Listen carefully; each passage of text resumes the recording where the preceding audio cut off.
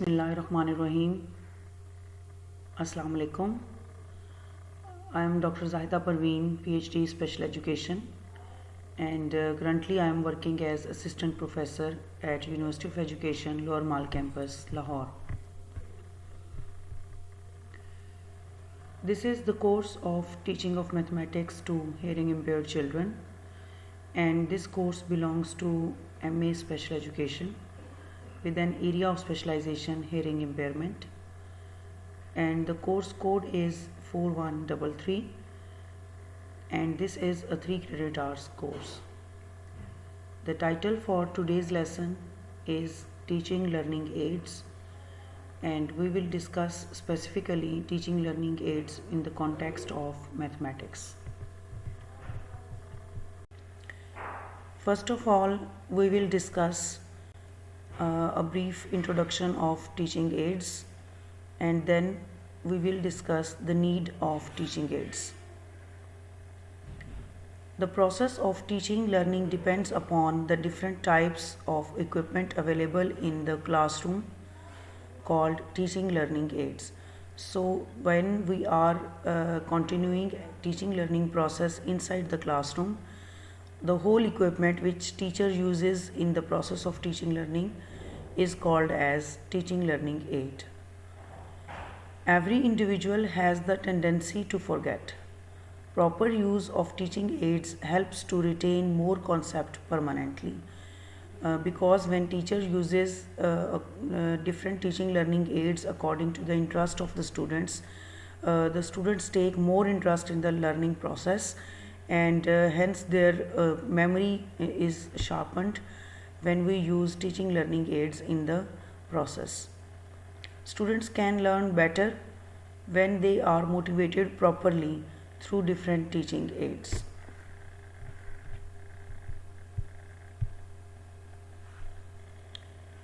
Teaching aids develop the proper image when the students see, hear, taste and smell properly. क्योंकि जब हम teaching learning ads को class में use कर रहे होते हैं, so the students are using their all senses, and hence when they they learn by using their senses, they develop proper image of, and you can say कि उनकी comprehension ज़्यादा अच्छी develop होती है, क्योंकि जब वो अपनी senses को यूज़ करते हैं, चीज़ों को देखते हैं, फील करते हैं और प्रैक्टिकली उन चीज़ों के साथ काम करते हैं, तो उसके थ्रू जो है वो उनकी लर्निंग जब डेवलप होती है तो उनके कॉन्सेप्ट्स बहुत अच्छे डेवलप होते हैं. Teaching aids provide complete example for conceptual thinking. ठीक है, तो जब हम टीचिंग एड्स क्लास में यूज़ कर रहे होते हैं तो एक प्रॉपर एग्जांपल बच्चों को मिल रही होती है जिसके थ्रू वो कॉन्सेप्चुअल थिंकिंग करते हैं. The teaching ads create the environment of interest for the students. तो जो टीचिंग एड्स होती हैं वो बच्चों के लिए एक क्लासरूम के अंदर उनका इंटरेस्ट डेवलप करती हैं. Teaching aids helps to increase the vocabulary of the students. क्योंकि जब हम टीचिंग एड्स यूज़ करते हैं तो उससे हमारा जो टीचिंग लर्निंग प्रोसेस होता है वो एक्सपेंड होता है.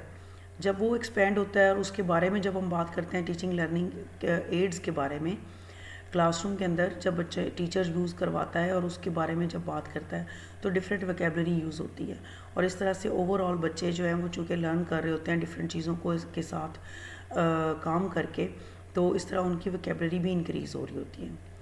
Teaching aids helps the teacher to get some time and make learning permanent.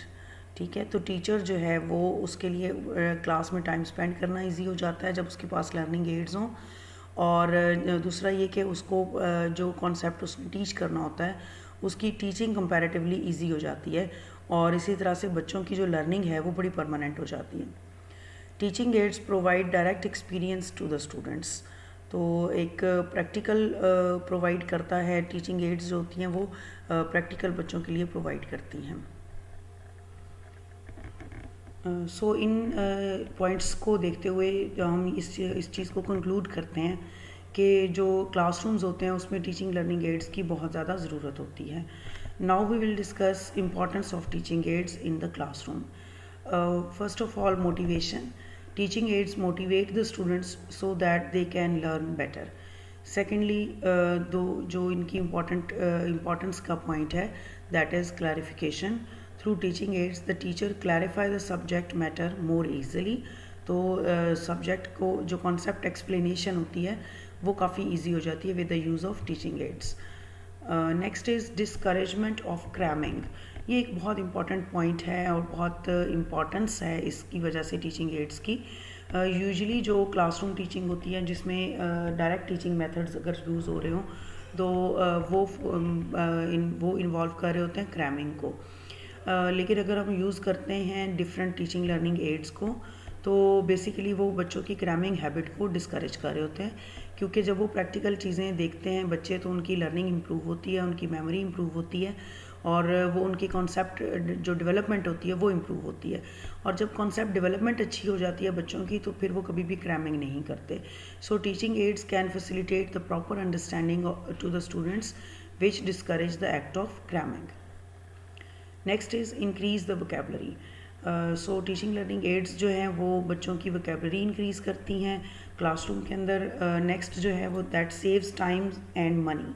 तो टीचिंग लर्निंग एड्स जब हम यूज़ कर रहे होते हैं तो उसकी वजह से क्लास में बच्चों का टाइम जो है वो काफ़ी सेव हो जाता है और ज़्यादा एक्सपेंसिव भी नहीं होती, क्योंकि हम क्लासरूम में डेली ऐसी चीज़ें यूज़ करते हैं जो कि डेली लाइफ से होती हैं और ईज़िली अवेलेबल होती हैं, या तो स्कूल के रिसोर्सेज में अवेलेबल होती हैं या टीचर कहीं ख़ुद से उनको अरेंज ईज़िली कर पा रहा होता है। तो जो इस तरह से सेव टाइम में किस तरह से करती हैं टीचिंग एड्स। वैसे तो अगर हम देखें तो टीचिंग एड्स जब हम क्लास में ओपन करते हैं या उसको यूज़ करते हैं तो थोड़ा सा टाइम टेकिंग होता है, लेकिन जब हम without use of teaching learning aids पढ़ा रहे होते हैं तो वो काफ़ी हद तक वेस्टेज ऑफ टाइम हो जाता है, क्योंकि समटाइम्स डायरेक्ट टीचिंग मेथड्स के थ्रू बच्चों को उस कॉन्सेप्ट की समझ ही नहीं आ रही होती। तो जो आप टाइम पढ़ाते हैं वो बेसिकली वेस्ट हो रहा होता है, क्योंकि कॉन्सेप्ट डेवलप ही नहीं हो रहा होता। तो बजाय इसके कि दोबारा आप उस कॉन्सेप्ट को डेवलप करने के लिए दोबारा से किसी और टेक्निक को यूज़ करें, तो टीचिंग लर्निंग एड्स को डायरेक्टली अगर यूज़ कर लिया जाए तो इस वेस्टेज ऑफ टाइम को रोक देता है। Classroom live and active. तो जब टीचिंग एड्स क्लास में यूज़ कर रहे होते हैं तो उसकी वजह से जो लर्निंग इन्वायरमेंट होता है वो काफ़ी एक्टिव होता है, लाइव होता है, बच्चे उसमें पार्टिसिपेट कर रहे होते हैं, हैप्पी होते हैं और मोटिवेटेड होते हैं। तो इसकी वजह से जो ओवरऑल क्लासरूम इन्वायरमेंट होता है वो काफ़ी एक्टिव इन्वायरमेंट होता है। Avoids dullness. इंडिविजुअल लेवल पर भी जो बच्चे हैं, जो उनके ब्रेन, हर बच्चे का जो ब्रेन है उसमें कोई डलनेस नहीं होती, क्योंकि वो मोटिवेटेड होता है और चीज़ों को लर्न करने के लिए रेडी होता है। तो उस रेडीनेस की वजह से उसके जो ब्रेन है वो डल नहीं होता, बल्कि एक्टिवली पार्टिसिपेट कर रहा होता है इंडिविजुअल लेवल पर। डायरेक्ट एक्सपीरियंस बच्चों को प्रोवाइड कर रही होती हैं जो टीचिंग लर्निंग एड्स होती हैं। Now we will discuss types of teaching learning aids. Different जगहों पर डिफरेंट लिटरेचर जो है उसमें आपको डिफरेंट वेज़ में इसकी डिवीजन मिलेगी। जो टीचिंग लर्निंग एड्स हैं उनको डिफरेंट तरीके से डिवाइड किया गया है। जिस क्लासिफिकेशन को मैंने चूज़ किया है अकॉर्डिंग टू दिस, इसमें 5 टाइप्स हैं टीचिंग लर्निंग एड्स की और काफ़ी इलेबोरेटेड हैं, so I have chosen this. First one is visual और you can say verbal is included also. Visual, print और डुप्लीकेटेड। ठीक है, तो इसमें हमारे पास टेक्स्ट बुक्स आती हैं, सप्लीमेंट्री बुक्स जो भी क्लासरूम में यूज़ हो रही होती हैं, रेफरेंस बुक्स हैं, एनसाइक्लोपीडिया डिफरेंट क्लासरूम के अंदर जब हम यूज़ करते हैं, they are also included in visual learning aids. Then magazines, newspapers, documents and clippings, duplicated written materials, programmed learning material and self-instructional modules, and some case studies or case reports. So whatever in the shape of material you use in the classroom is visual print, जिसको हम कहते हैं। अगर print में हम सिर्फ बात करें तो प्रिंट में ये सारी चीज़ें इंक्लूडेड होती हैं। इसकी एक सिंपल सी एग्जांपल है कि जैसे आजकल जो है वो या कभी भी बच्चों को स्कूल्स में समर पैक्स मिलते हैं। आजकल प्राइवेट स्कूल्स वाले जो हैं वो प्रोवाइड करते हैं बच्चों को, तो वो समर पैक्स जो हैं वो भी visual print teaching learning aids में आती हैं। इसके अलावा जो है वो आज बच्चों को अब ऑनलाइन क्लासेस, चूँकि स्कूल्स वाले भी काफ़ी कंटिन्यू कर रहे हैं, तो उन बच्चों की बेटर अंडरस्टैंडिंग के लिए उन्होंने लर्निंग मटेरियल पैक्स बनाए हैं और डिफरेंट बच्चों के साथ वो शेयर कर रहे हैं। तो इवन ऑनलाइन क्लासेस के अंदर भी ये teaching learning aids visual print जो है इसको यूज़ किया जा रहा है। Second one is visual and pictorial, non projected, two dimensional. ठीक है, इसमें कौन कौन से विजुअल में आते हैं? Black board writing and drawing.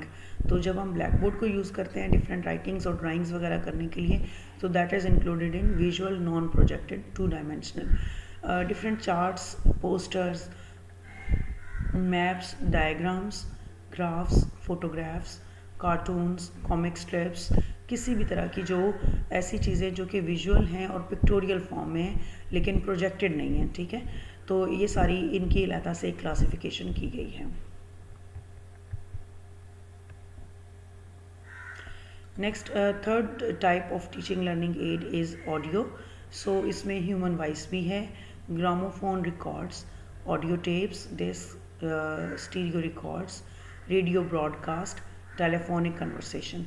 ठीक है, तो इसमें सारी की सारी वो हमारी टीचिंग लर्निंग एड्स इंक्लूड होंगी, विच इंक्लूड्स ओनली ऑडियो। ठीक है, जिसमें जो विजन है या विजुअल जो इसका एस्पेक्ट होता है वो इंक्लूडेड नहीं होता। तो कोई भी ऐसी वॉइस जो कि वहाँ लोग वो खुद प्रेजेंट नहीं है वो डिवाइस, लेकिन उसकी ऑडियो जो है वो सिर्फ यूज़ की जा रही है, तो जब सिर्फ ऑडियो हम यूज़ करते हैं तो that is separately classified as audio. Fourth classification is visual non projected three dimensional. ठीक है तो ये भी नॉन प्रोजेक्टेड लेकिन थ्री डायमेंशनल है। तो इसमें आते हैं हमारे पास मॉडल्स, मॉकअप है, डायोरामा है, globes, different relief map develop किए जाते हैं, स्पेसिमन्स किसी भी चीज़ के कलेक्ट करके उसको क्लास में जब दिखाया जाता है, पपेट है, होलोग्राम है। तो इस तरह की सारी जो एक्टिविटीज़ होती हैं वो विजुअल हैं और नॉन प्रोजेक्टेड हैं। ठीक है, तो इन सब चीज़ों को इसमें ऑडियो विजुअल दोनों इंक्लूडेड होती हैं, लेकिन ये नॉन प्रोजेक्टेड होता है। विजुअल प्रोजेक्टेड, ठीक है, और ये स्टिल में आता है। तो इसमें डिफरेंट स्लाइड्स जब हम यूज़ करते हैं तो ये प्रोजेक्टेड है, विजुअल है लेकिन प्रोजेक्टेड है। ठीक है, फिल्म स्ट्रिप्स अगर आप कोई भी यानी वीडियोस दिखा रहे हैं क्लास के अंदर, ट्रांसपेरेंसी जो एक पुराना मेथड होता था, प्रोजेक्टर यूज़ किया जाता था और उसमें ट्रांसपेरेंसीज यूज़ की जाती थी, तो ओवरहेड प्रोजेक्टर्स जो यूज़ होते थे उसको हम ये वो है। माइक्रो फिल्म्स हैं, माइक्रो कार्ड्स हैं, ये डिफरेंट जो भी टेक्नोलॉजीज़ हैं ये क्लास के अंदर अगर यूज़ की जा रही हैं। एंड फाइनली कंप्यूटर, तो ये विजुअल है और प्रोजेक्टेड है। ठीक है, नेक्स्ट ये तो ये ऑडियो विजुअल प्रोजेक्टेड, ठीक है, ये विद मोशन होता है। तो मोशन पिक्चर फिल्म्स जो भी हमारे पास यूज़ होती हैं, टेलीविज़न है, क्लोज सर्किट टेलीविज़न क्लासरूम्स के अंदर अगर यूज़ किए जा रहे हैं, वीडियो कैसेट्स हैं, मल्टीमीडिया कंप्यूटर है, स्लाइड टेप प्रेजेंटेशंस हैं। तो इस तरह की जो भी हमारे पास ऐसी जब हम विजुअल ऑडियो विजुअल जिसमें दोनों एक तो यूज़ हो रहे होते हैं और ये प्रोजेक्टेड होता है, तो जो विजुअल सिर्फ होता है उसमें ऑडियो इंक्लूडेड नहीं होती। ठीक है, लाइक जैसे हम पावर पॉइंट प्रेजेंटेशंस यूज़ कर रहे होते हैं तो उसमें ऑडियो यूज़ नहीं हो रही होती, लेकिन जो ऑडियो टीचर की है सिर्फ वो यूज़ हो रही होती है। तो लेकिन जो हम ऐसी वीडियोस टीवी पर दिखा रहे होते हैं या मल्टीमीडिया वगैरह पर दिखा रहे होते हैं या टेलीविज़न पर दिखा रहे होते हैं, तो उसमें जो ऑडियो है वो यानी बिल्ट इन होती है और वो यूज़ हो रही होती है। तो उसको हम फिर इसको अलग से क्लासिफाई किया जाता है audio visual projected. Now we will discuss 5 best aids for mathematics. थोड़ा सा स्पेसिफाई अब हम करेंगे ऐसी एड्स जो कि मैथमेटिक्स की क्लासरूम में ज़्यादा यूज़ होती हैं उसके बारे में। These are blocks, rods and flats for numbers and operations. ठीक है, तो different types of blocks use किए जा सकते हैं, रॉड्स हैं, फ्लैट्स हैं। तो ये डिफरेंट नंबर्स और ऑपरेशंस को पढ़ाने के लिए ये टेक्निक्स ये टीचिंग एड्स यूज़ किए जा सकते हैं। Secondly, tabs to build mental agility.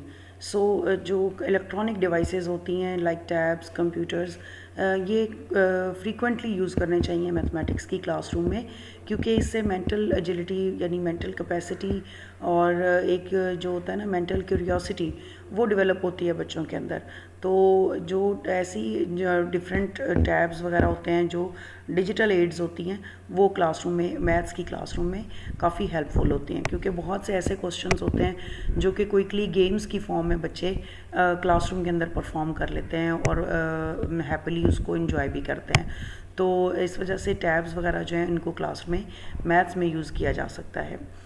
Blocks to learn fractions and decimals, तो जैसे ये प्री सेक्शंस वगैरह होते हैं या हमारे पास जो अप टू प्राइमरी लेवल, उसमें डिफरेंट फ्रैक्शंस और डेसिमल्स और बहुत से ऐसे कॉन्सेप्ट्स जिनको जो ब्लॉक्स हैं होते हैं, जो कि प्ले ग्रुप वगैरह में जब बच्चों को पढ़ाया जाता है तो उस वक्त बेसिक मैथ पढ़ाने के लिए भी बच्चों के साथ यूज़ किए जाते हैं।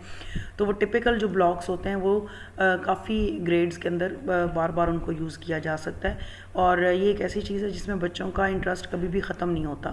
तो ब्लॉक्स में जब ऊपर काउंटिंग वगैरह लिखी होती है, इवन जो सिंपल ब्लॉक्स होते हैं उनमें तो सिंपल काउंटिंग लिखी होती है, लेकिन अब तो बहुत से ऐसे एडवांस्ड ब्लॉक्स भी मौजूद हैं जो कि मैथ्स में काफ़ी यूज़ किए जा सकते हैं। लाइक उसमें सिर्फ जो है वो काउंटिंग नहीं लिखी होती, बल्कि उसमें बहुत से मैथमेटिकल ऑपरेशंस जो हैं वो डिफरेंट ब्लॉक्स के ऊपर दिए हुए होते हैं और उनको मैच करना होता है। जैसे मल्टीप्लिकेशन वगैरह, टेबल्स हैं, और प्लस माइनस, एडिशन, सब्ट्रैक्शन वगैरह, ये सारी चीज़ें जो हैं वो उसमें सॉल्व हुई हुई होती हैं। उसके अलावा जो है वो next, puzzles to build reasoning. तो रीजनिंग स्किल्स डेवलप करने के लिए फ्रीक्वेंटली मैथ्स की क्लासरूम में different types of puzzles use करने चाहिए। ये सिंपल से लेकर कॉम्प्लेक्स पजल्स तक हो सकते हैं। तो बहुत सी ऐसी चीज़ें होती हैं जो according to the grade level teacher जो है उसको, उसकी कॉम्प्लेक्सिटी को इंक्रीज़ करता जाता है। तो सिंपल पजल्स से लेकर कॉम्प्लेक्स पजल्स तक जो हैं वो मैथमेटिक्स की क्लास में यूज़ किए जा सकते हैं। और बेसिकली इन पजल्स का जो पर्पज़ है वो रीजनिंग स्किल्स डेवलप करना होता है, क्योंकि पजल्स को सॉल्व करना, और जब पजल्स को सिर्फ सॉल्व करना ज़ाहिर है वो एक गेम के तौर पर भी बच्चे उसको ले रहे होते हैं, और उसमें जब हम कॉम्प्लेक्सिटी की तरफ जाते हैं तो कॉम्प्लेक्स पजल्स में कॉम्प्लेक्स मैथमेटिकल ऑपरेशंस भी यूज़ हो रहे होते हैं। तो उनको यूज़ करके जो आंसर्स आते हैं उसके थ्रू उन्होंने पजल्स को सॉल्व करना होता है। तो इस तरह से डिफरेंट जो पजल्स हैं उनको जब हम यूज़ करते हैं तो बच्चों की रीजनिंग स्किल्स काफ़ी ज़्यादा इम्प्रूव होती हैं। Next one is 3D shapes. तो 3D शेप्स जो हैं वो चूँकि मैथ्स की जो क्लासरूम होती है उसमें अगेन वही चीज़ है कि एक कोई भी जो कॉन्सेप्ट होता है वो सिंपल से लेकर कॉम्प्लेक्स लेवल तक जैसे जैसे ग्रेड्स ऊपर जाते जाते हैं तो वो कॉन्सेप्ट भी डिफ़िकल्ट होता जाता है और कॉम्प्लेक्स होता जाता है। लाइक सिंपल जो मैथमेटिक्स में शेप्स का कॉन्सेप्ट है जो कि अर्ली ग्रेड्स में पढ़ाया जाता है, जैसे ट्रायंगल वगैरह है, ट्रायंगल है, रेक्टेंगल है, सर्कल है, तो ये सारी चीज़ें जब हम पढ़ाते हैं तो वहाँ से लेकर शुरू से ही हम 3D शेप्स को यूज़ कर सकते हैं। और इसी तरह से कॉम्प्लेक्स लेवल में जब हम जाते हैं तो जैसे अगर आपको याद हो तो मैट्रिक में जब आपने ज्योमेट्री के क्वेश्चंस करते हैं तो उस ज्योमेट्री में डिफरेंट शेप्स ड्रॉ कर रहे होते हैं हम, और डिफरेंट लेंथ्स और मेजरमेंट्स जो दी होती हैं उसके अकॉर्डिंग चीज़ें ड्रॉ कर रहे होते हैं। सो ये डिफरेंट इसके अलावा भी और बहुत सी ऐसी एवियर्स हो सकती हैं जो कि मैथ्स के साथ स्पेसिफिक हो सकती हैं, लेकिन ये these 5 are few of them, और इनको फ्रीक्वेंटली मैथ्स के क्लासरूम में यूज़ किया जा सकता है। और ये ऐसी चीज़ें हैं जो कि बच्चे जो हैं वो इन्जॉय भी करते हैं, और प्लस मैथ्स की जो कॉम्प्लेक्स जो कॉन्सेप्ट होते हैं उनको कॉन्सेप्ट डेवलपमेंट के लिए भी टीचर्स जो हैं उनके लिए हेल्पफुल होता है कि वो डिफ़िकल्ट कॉन्सेप्ट जब उन्होंने लाइक फ्रैक्शंस वगैरह हैं तो वो पढ़ाने होते हैं जब बच्चों को, तो वो सिर्फ ब्लैक बोर्ड वगैरह के थ्रू उनको समझ नहीं आ सकती, क्योंकि फ्रैक्शंस जो हैं वो कंपैरेटिवली थोड़ा सा कॉम्प्लेक्स कॉन्सेप्ट होता है। तो इस तरह से अगर छोटी छोटी चीज़ें क्लासरूम के अंदर यूज़ करके मैथ्स की क्लासरूम को ज़्यादा इंटरेस्टिंग बनाया जा सकता है और ज़्यादा अंडरस्टैंडिंग बनाया जा सकता है, जो कि बच्चों के लिए काफ़ी ज़्यादा हेल्पफुल हो सकता है। अगेन आपकी कोर्स आउटलाइन में कुछ और भी स्पेसिफिकली भी उन्होंने दिया हुआ था, structured learning teaching learning aids and unstructured teaching learning aids. तो जैसे मैंने आपको लेक्चर के स्टार्ट में बताया कि जो क्लासिफिकेशन है टीचिंग लर्निंग एड्स की, जब हम उसको टाइप्स में डिवाइड करते हैं तो वो डिफरेंट पर्सपेक्टिव्स मौजूद हैं। सिंपली आपको बहुत सी वेबसाइट्स के ऊपर सिंपल 3 की क्लासिफिकेशन मिलेगी कि ऑडियो एड्स होती हैं, विजुअल एड्स होती हैं और ऑडियो विजुअल एड्स होती हैं, जिसमें दोनों का कॉम्बिनेशन होता है। लेकिन अभी हमने इस लेक्चर में जितना प्रीवियसली डिस्कस किया उसमें हमने 6 टाइप्स को डिस्कस किया है, जिसमें जो अगेन मैं थोड़ा सा आपको उसका रिवाइज़ करवा दूं कि जो हमने अभी तक एड्स डिस्कस की हैं उसमें कौन कौन सी एड्स हमारे पास मौजूद थी। विजुअल जो वर्बल के साथ होती हैं, ठीक है। उसके अलावा जो है वो विजुअल जो पिक्टोरियल के साथ होते हैं, और देन ऑडियो आता है हमारे पास, और उसके बाद विजुअल नॉन प्रोजेक्टेड आते हैं 3 डायमेंशनल, ठीक है। और उसके अलावा जो है वो विजुअल प्रोजेक्टेड आ जाता है फिर, लेकिन ये स्टिल के साथ होता है। और फाइनली हमारे पास था audio visual projected with motion. तो इस तरह से 6 की डिवीजन हम ऑलरेडी पढ़ चुके हैं इस क्लासिफिकेशन को। लेकिन एक ही पर्सपेक्टिव नहीं होता है, एक दूसरा पर्सपेक्टिव जो आपकी कोर्स आउटलाइन में डिस्कस किया हुआ है वो स्ट्रक्चर्ड टीचिंग लर्निंग एड्स और अनस्ट्रक्चर्ड टीचिंग लर्निंग एड्स का है। So now we will discuss that what are structured learning activities और teaching learning aids. These have a clear beginning, middle and end, ठीक है। तो इसमें ऐसी एक्टिविटीज़ इसके अंदर इन्वॉल्व होती हैं जो कि जिसकी बिगिनिंग, मिडल और एंड जो है वो क्लियरली सेपरेटेड होता है।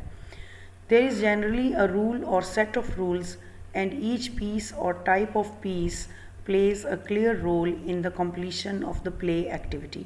तो यहाँ पर जो स्ट्रक्चर्ड लर्निंग एक्टिविटीज़ हम क्लासरूम में करवा रहे होते हैं तो उसमें प्रॉपर रूल्स फॉलो हो रहे होते हैं।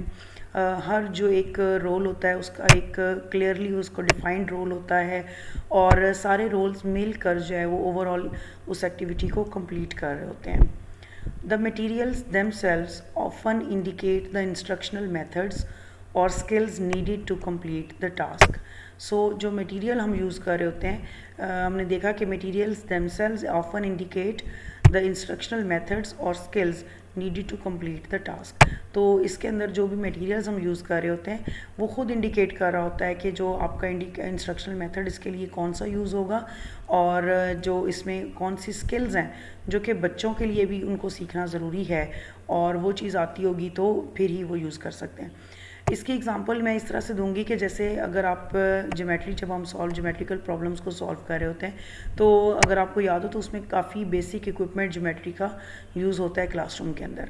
अब वो जो इक्विपमेंट हम यूज़ कर रहे होते हैं उसका यूज़ बच्चों को आना चाहिए। जब आप फॉर एग्जांपल कंपस यूज़ कर रहे हैं क्लासरूम के अंदर, तो कंपस जब एक टीचर निकालेगा और वो किसी एक्टिविटी के अंदर आगे जाकर यूज़ होगी तो उसको यूज़ करने की जो स्किल है वो बच्चे को आनी चाहिए, ठीक है। और जैसे ही आप ज्योमेट्री बॉक्स निकालते हैं क्लासरूम के अंदर तो अपेरेंटली स्टूडेंट्स को पता चल जाता है कि इसका मतलब है आज हम कोई प्रैक्टिकल चीज़ें करने वाले हैं, कुछ ड्रॉ करने वाले हैं, क्योंकि टीचर जो है वो आज ज्योमेट्री बॉक्स लेकर आया है क्लास में। और ज़ाहिर है जो टीचर एविएट्स के तौर पर टीचिंग एड यूज़ करेगा, ज्योमेट्री बॉक्स यूज़ करेगा, वो सैम्पल होते हैं और काफ़ी बड़े उनका साइज़ में बड़े होते हैं।